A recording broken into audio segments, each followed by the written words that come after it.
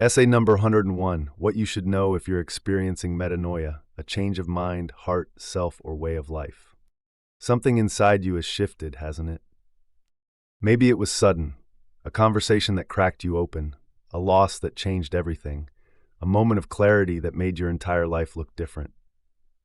Or maybe it's been building slowly, this feeling that the way you've been living, thinking, being, isn't working anymore. There's a word for what you're experiencing. It's called metanoia. It comes from the Greek and it means a change of mind, heart, self, or way of life. Not just changing your opinion about something small, but fundamentally transforming how you see everything. It's that moment when you realize you've been living someone else's life. When you understand that everything you believed about how the world works was wrong. When you see that you've been sleepwalking and suddenly, violently, you're awake. Whether it's a simple shift toward treating people with more kindness or the brutal realization that you're responsible for your own happiness, trying to make new sense of the world is heavy-duty work, and we're called to do it multiple times in a life. So if you're going through your own metanoia right now, if you're in that disorienting space between who you were and who you're becoming, here's what you need to know. First, if it's a relationship that triggered this revolution in your worldview, know that this relationship has probably served its purpose. I know that's hard to hear.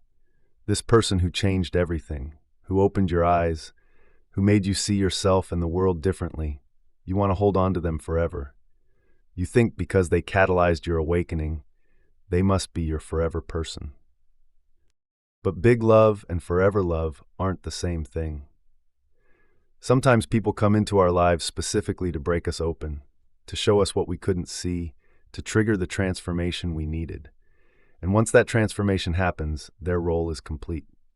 You're confusing the intensity of transformation with the permanence of connection. The person who changes you isn't always the person who stays with you. Sometimes the greatest gift someone can give you is showing you who you really are, even if they're not there to see who you become.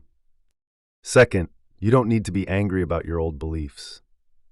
You're probably looking back at your life and thinking, how did I not see this? How did I waste so much time believing things that weren't true? How was I so blind?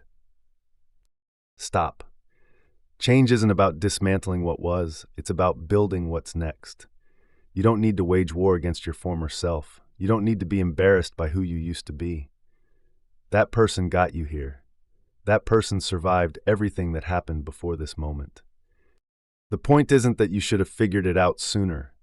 The point is that you figured it out at all. Most people never do. Most people die wearing the same mental clothes they put on in childhood. You're taking yours off. That's not a reason for shame. That's a reason for celebration. Third, at the base of every personal revolution is the same realization. You and only you are responsible for your life. This is the terrifying truth that metanoia reveals. No one is coming to save you. No job will make you feel worthy. No relationship will make you feel complete. No amount of money will make you feel secure. No achievement will make you feel enough. You cannot depend on anything to do the real, grueling work of finding peace in a world that's entirely impermanent. Everything you're clinging to will eventually disappear. Everyone you love will eventually die. Everything you build will eventually crumble. This isn't depressing. This is liberating. Because once you stop expecting external things to provide internal peace, you can finally start creating that peace yourself. And then, only then, can you actually enjoy the external things for what they are instead of what you need them to be. Fourth, loving yourself is an action, not a feeling. We've been completely confused about what self-love means. We think it's the warm, fuzzy feeling of liking ourselves.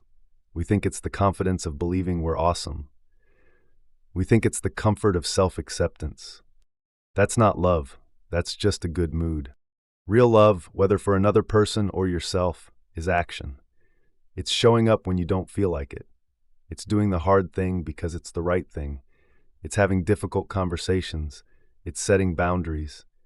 It's saying no to what depletes you and yes to what nourishes you, even when it's scary.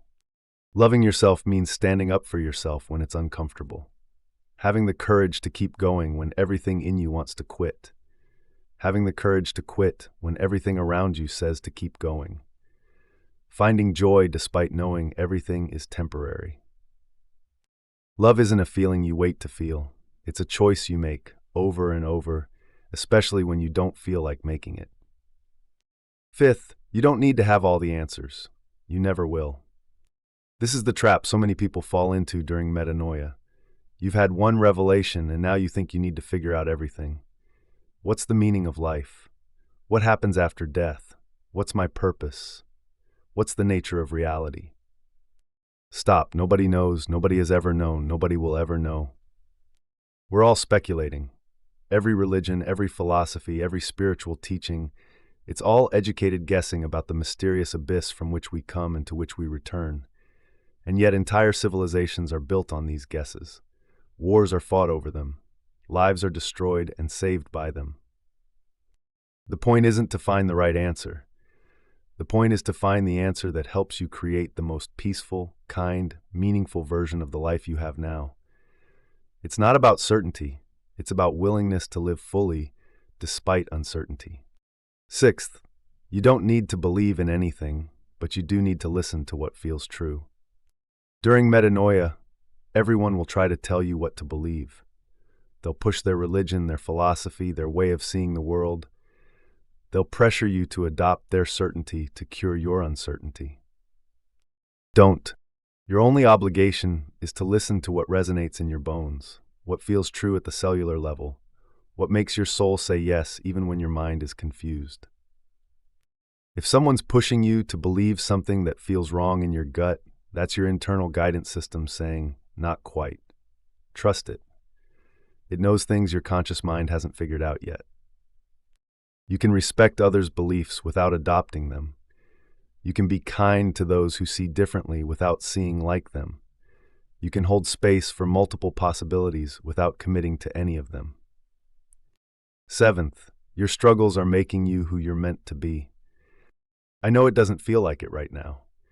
Right now, metanoia feels like chaos, like everything you knew was wrong and you don't know what's right, like you're losing your mind, like you're losing yourself. You are losing yourself, the false self, the constructed self, the self that was built from other people's expectations and society's programming and childhood survival strategies. That self needs to die for your real self to be born. The discomfort you're feeling, that's labor pains. The confusion, that's the dissolution of old patterns. The fear, that's your ego recognizing its own death. But here's what you can't see yet.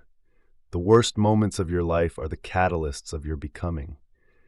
The challenges that are breaking you are actually breaking you open. The things you're losing are making space for things you can't yet imagine. One day, not today, probably not tomorrow, but one day, you're going to look back at this period of metanoia and be grateful for it. You're going to be grateful things didn't work out the way you wanted. You're going to be grateful for the pain that forced you to change. You're going to be grateful for the destruction that preceded your reconstruction. Because the person you're becoming through this, they're magnificent, they're real. They're who you were always meant to be before the world told you to be someone else. Metanoia isn't comfortable. It's not supposed to be. You're not just changing your mind about something, you're changing your entire reality. You're rebuilding your worldview from the ground up. You're dying and being reborn while still walking around in the same body. Of course it's disorienting. Of course it's painful. Of course you feel like you're going crazy. You're not going crazy. You're going sane.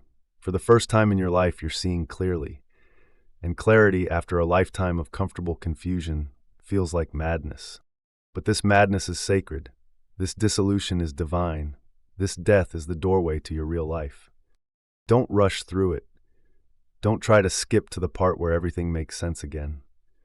Don't try to grab onto new beliefs just to escape the discomfort of not knowing. Stay in the space between. Stay in the questions. Stay in the not knowing. Because in that space, something new is being born. something that couldn't exist while your old self was taking up all the room, something that needed you to let go of everything you thought you knew so you could discover what you actually know. This is metanoia. This is transformation. This is the most important thing that will ever happen to you. Not because it's comfortable, because it's real. Not because it's easy, because it's necessary. Not because you chose it, because it chose you. You're not falling apart, you're falling into place. You're not losing your mind, you're finding your soul. You're not dying, you're finally actually genuinely coming alive. Trust the process, trust the dissolution, trust the not knowing.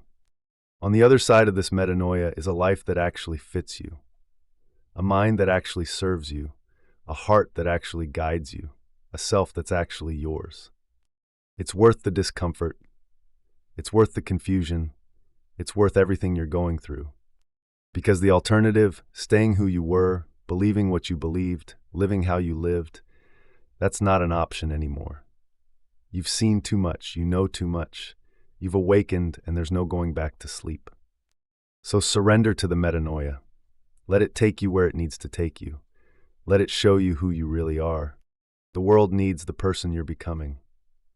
More importantly, you need the person you're becoming. Let yourself become.